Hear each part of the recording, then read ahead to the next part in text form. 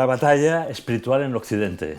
Bienvenidos a un nuevo capítulo de este bloque que estamos llevando a cabo y tratando en conversación con Irene González. ¿Qué tal, Irene? ¿Cómo estás? Hola, ¿qué tal? Encantada de volver aquí. Ella es licenciada en Derecho, escritora, articulista y muchas cosas más, ¿no? Sí. Bueno, contigo esta semana quería que nos desarrollases un poco la idea que tienes de que estamos transitando de una democracia liberal hacia una tiranía de la tecnocracia, ¿no? Y si te parece, empezando por qué ha triunfado la democracia liberal, ¿no? O sea, que si es que consideras que ha triunfado después de esa época postsoviética, ¿no? Fukuyama hablaba del fin de la historia, ¿no?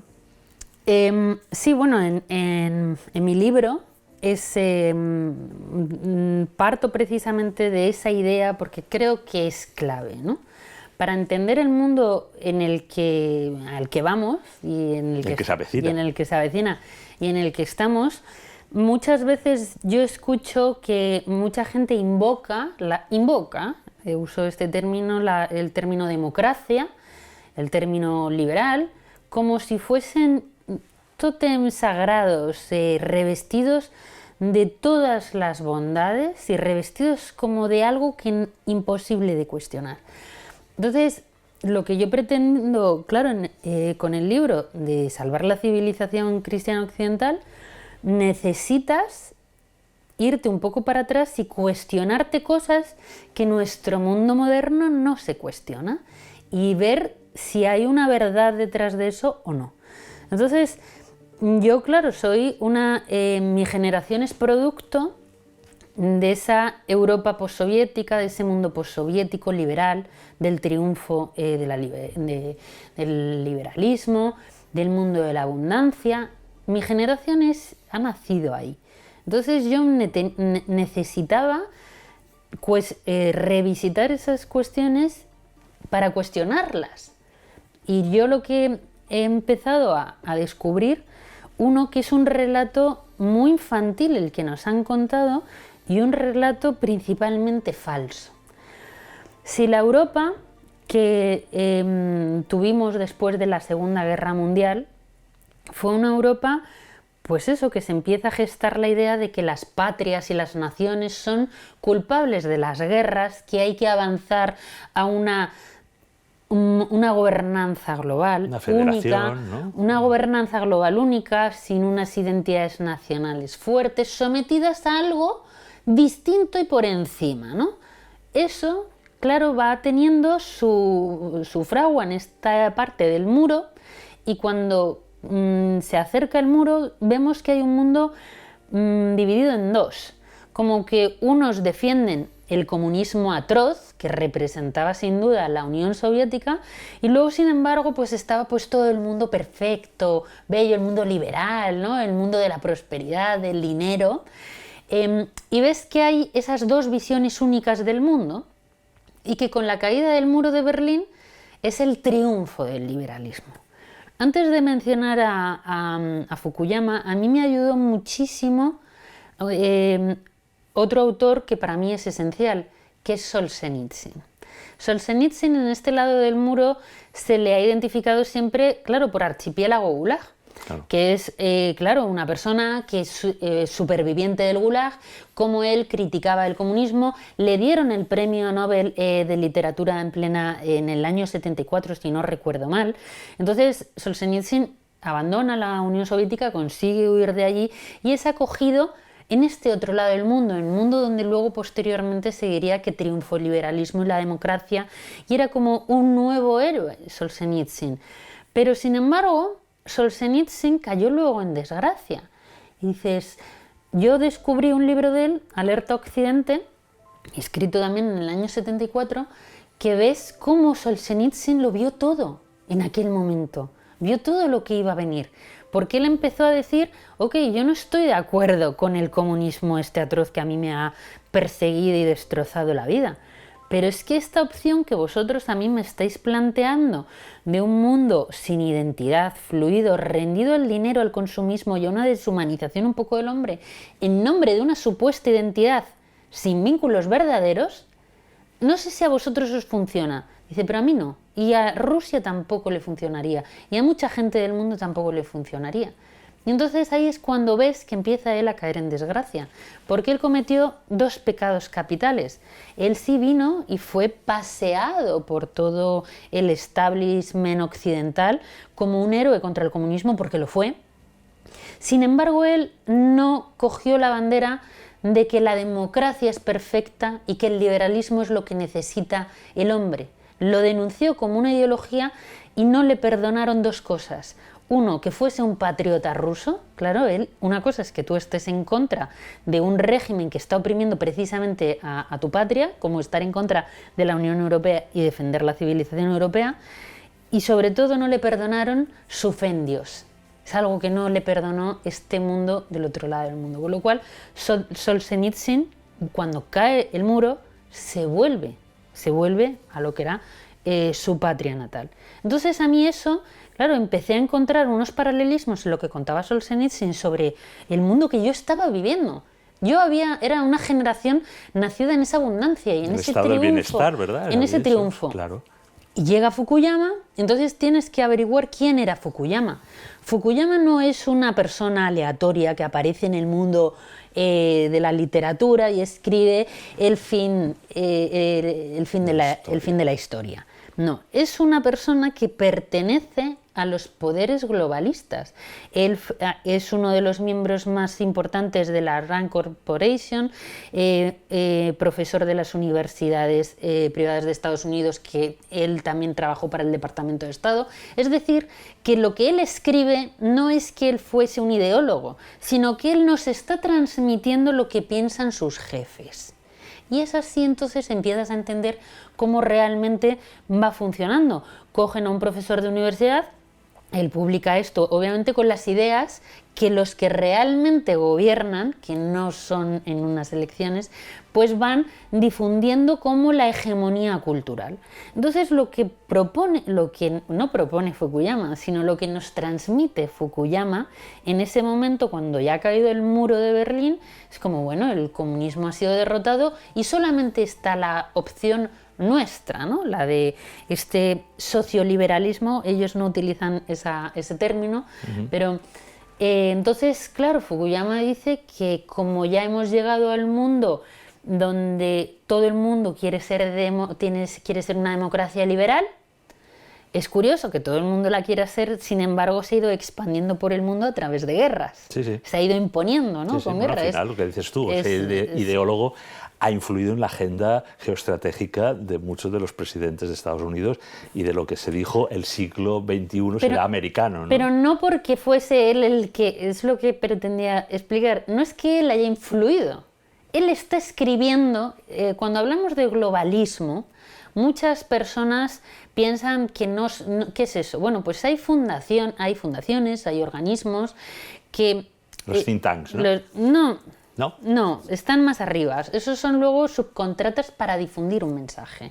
Es decir, hay una agenda política globalista que es constructivista de la sociedad. O sea, el mundo en el que nosotros estamos no es sencillamente porque, bueno, se haya dejado al olvido. No hay una agenda planificada. Por ejemplo, la inmigración masiva no forma parte de un proceso natural a Europa. Es una inmigración masiva planificada. Hay una planificación de una agenda de ideología de género. Eso no es algo que de forma espontánea salga de las personas. Hay una agenda climática de destrucción de una independencia incluso alimentaria. Eso no surge de forma natural en el pueblo, sino que surge desde arriba contra el pueblo. Pero esto no empieza de la noche a la mañana hace 3 años. Tú vas viendo estas ideas, vale, ¿quién es Fukuyama? ¿Quién escribe esto? ¿Por qué lo escribe? Entonces empiezas a ver que trabaja, dónde trabaja, que él es lo que sería hoy Harari. Harari, sí, tenía en mente ahora para la dictadura, claro, tecnocrática. En mi libro explico cómo hemos pasado de Fukuyama, ¿sabes? En Salvar Europa tienes que ir de Fukuyama a Harari. Bueno, Harari es el autor de Homo Sapiens, pero sobre todo de Homo Deus y otros libros de culto, ¿no?, para el globalismo. Claro, entonces ves cómo Fukuyama en su momento hizo el papel que ahora está haciendo Harari, de hablar de que bueno, la democracia liberal es algo incuestionable, es lo mejor, es lo verdadero, es lo bueno, es lo que reviste todo tipo de bondades, ¿no? Y entonces pues hay que extenderlo. Pero a Fukuyama mucha gente lo leyó y se quedó ahí. Cuando te empiezas a ver en Fukuyama él nos advierte, insisto, no es que él fuese un visionario, es que él estaba escribiendo... Es casi como un notario de lo que ya de lo que le estaban contando los que nos han llevado a esta situación. Entonces él plantea lo siguiente, bueno, como ya no va a haber esa lucha entre esas dos visiones del mundo únicas, fíjate cómo la manipulación es que te lleven a dos únicas visiones, no hay otra verdadera, ¿no? Que era precisamente la que defendía Solzhenitsyn, ¿no? Más del orden natural. Como ya hemos ganado esa batalla, claro, ya las ideologías, todo el mundo va a estar en lo mismo, con lo cual esa democracia pues se va a poder dedicar pues a cuestiones técnicas, porque nadie cuestionará las ideas, porque todo el mundo va a estar dentro de esto. Entonces eso se empieza a vender como que eso es paz y que eso es prosperidad. Y dices, esto que él menciona de tecnocracia es precisamente el momento en el que estamos llegando. Tú lees ahora Fukuyama y hay cosas que dices, bueno, están muy desfasadas.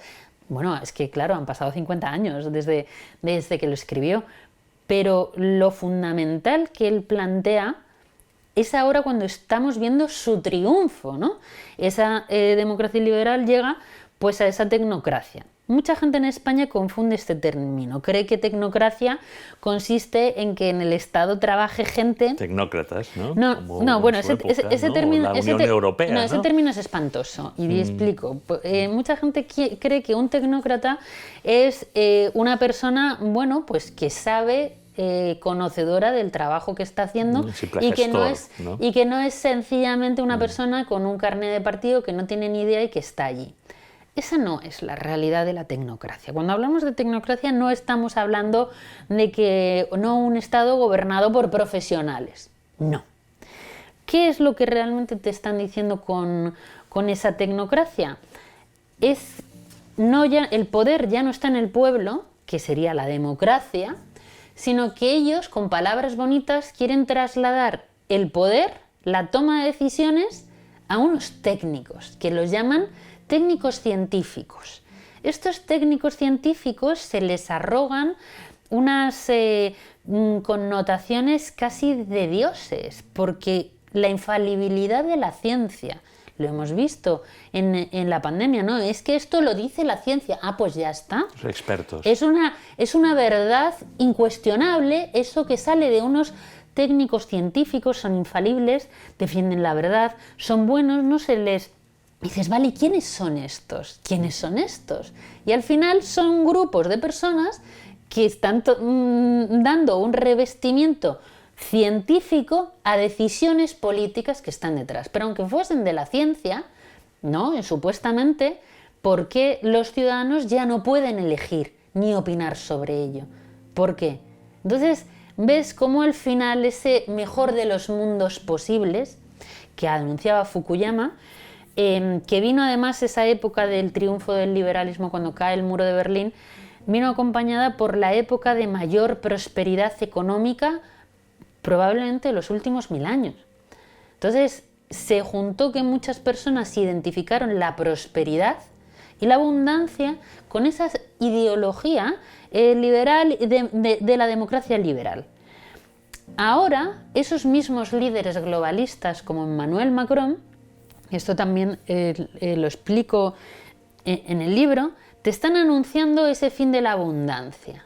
Claro, ya estamos viendo que ese régimen político donde a todos nosotros, mientras que seamos fábricas de consumo, a nuestra generación, a mi generación se le dijo que la felicidad era la libertad, hacer lo que quieras y acaparar muchos bienes.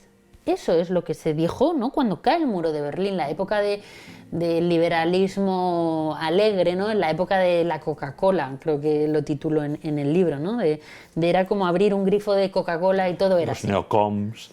Bueno, eso es otra cosa, pero sí, efectivamente está en el globalismo. Por supuesto. No, pero no en la Coca-Cola, quiero decir. No, en la Coca-Cola no, claro, no. Entonces esa sociedad que ha sido criada en esa abundancia, le llevan de la mano ahora la tecnocracia. Entonces te dicen, no, pero esas instituciones que ya han sido completamente sacralizadas, que empezaron en la Revolución Francesa y que ahora vemos que con esa prosperidad está, pues no, es que esto lo dicen los técnicos. Y entonces en esa tecnocracia el pueblo pierde poder de decisión y en nombre de los técnicos, pues el cambio climático es una nueva religión.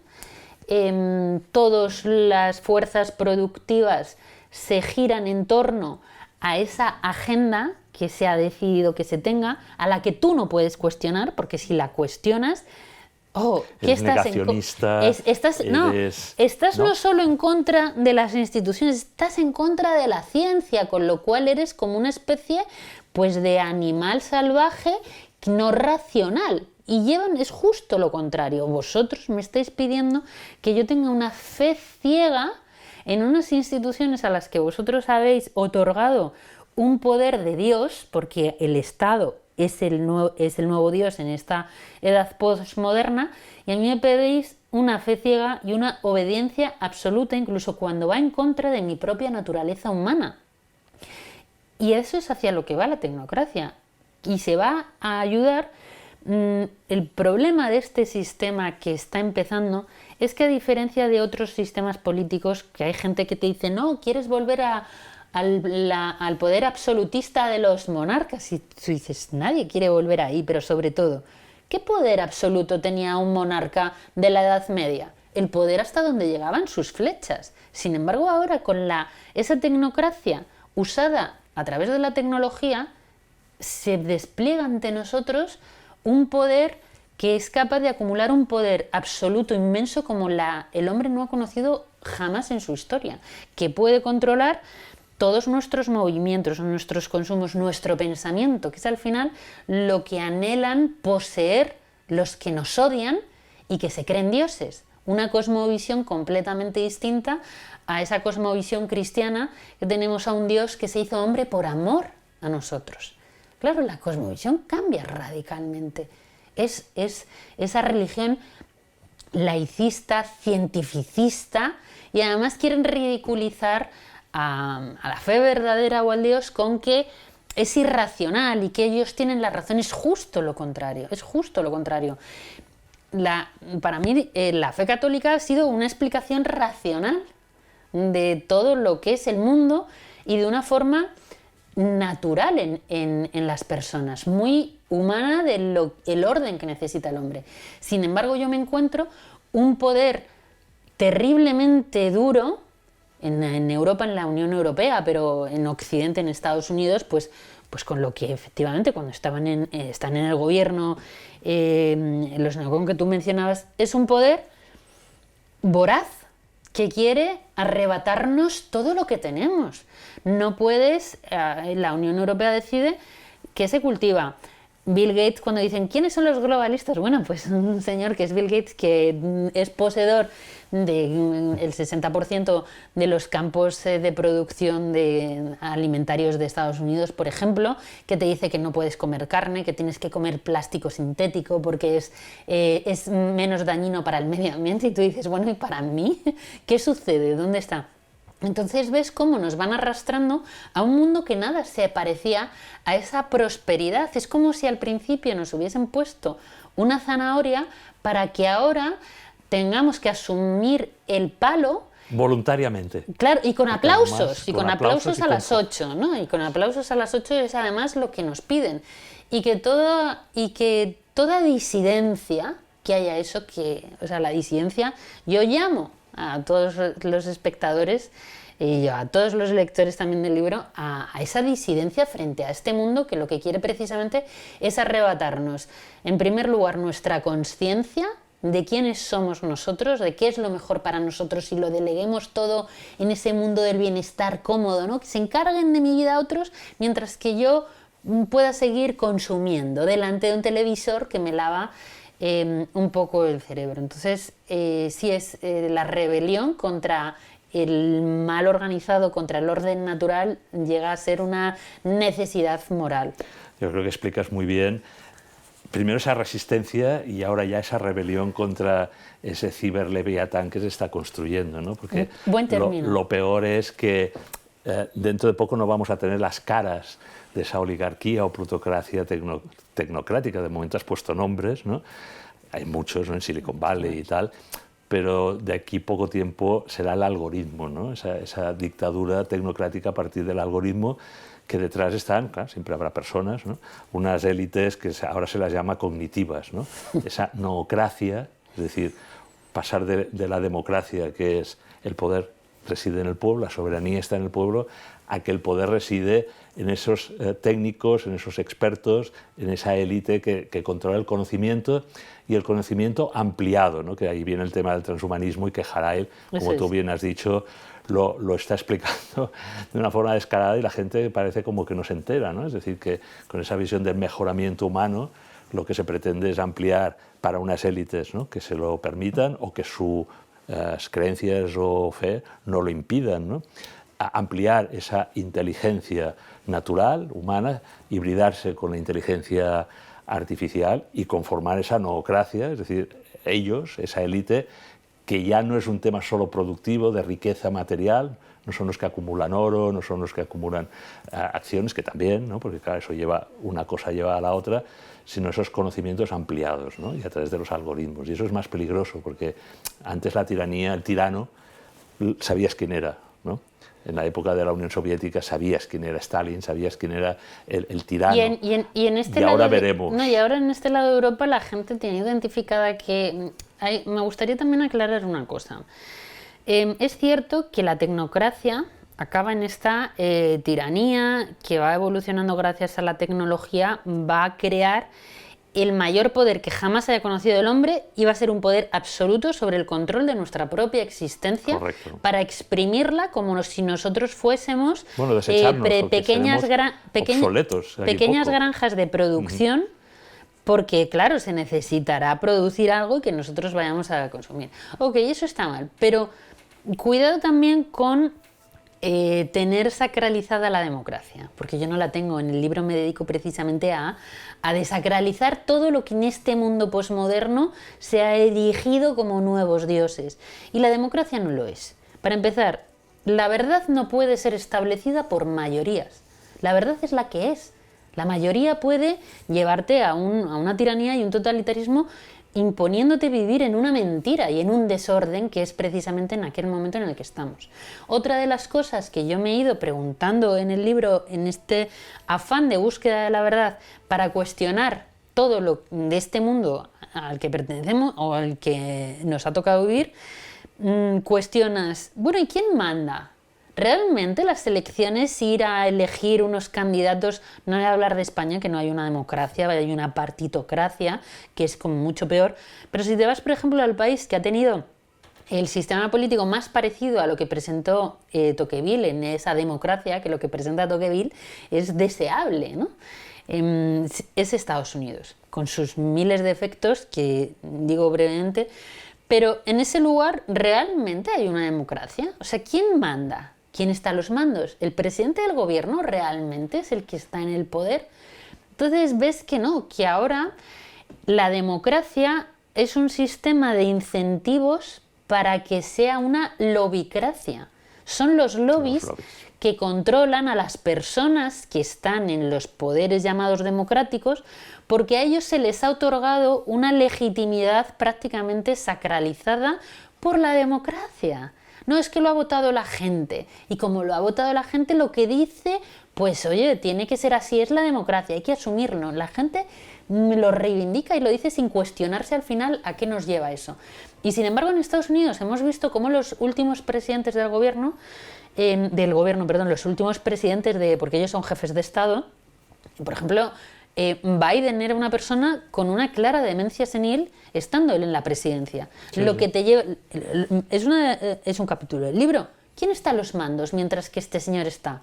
A lo mejor esos poderes globalistas de la Rand Corporation, del Departamento de Estado, que mandaban a Fukuyama a escribir una serie de cosas y posteriormente a Harari le incentivaban para escribir esto otro, pues claro, necesitan al final a un títere que la gente le vote, porque se han descubierto que la época de la esclavitud es muy costosa.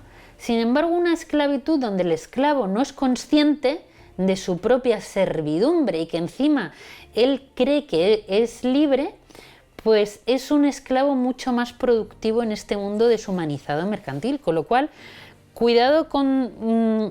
yo lo que quiero es, de una democracia a una tecnocracia es algo espantoso, pero que la democracia tampoco la sacralicemos. Hay que ver las cosas pues como son y buscar la verdad. Irene, aparte de leer tu libro, hay que leer El mundo feliz de Huxley, que ya lo explica, ¿no? Será una aparente democracia donde el esclavo querrá ser sumiso, ¿no? Tenemos la renta básica universal, el consumismo y a Orwell, ¿no? En 1984, en su novela, ¿no? Muchos están diciendo que esa tiranía tecnocrática ya fue anunciada en su momento por los dos escritores, ¿no? El mundo feliz, ¿no? Y 1984.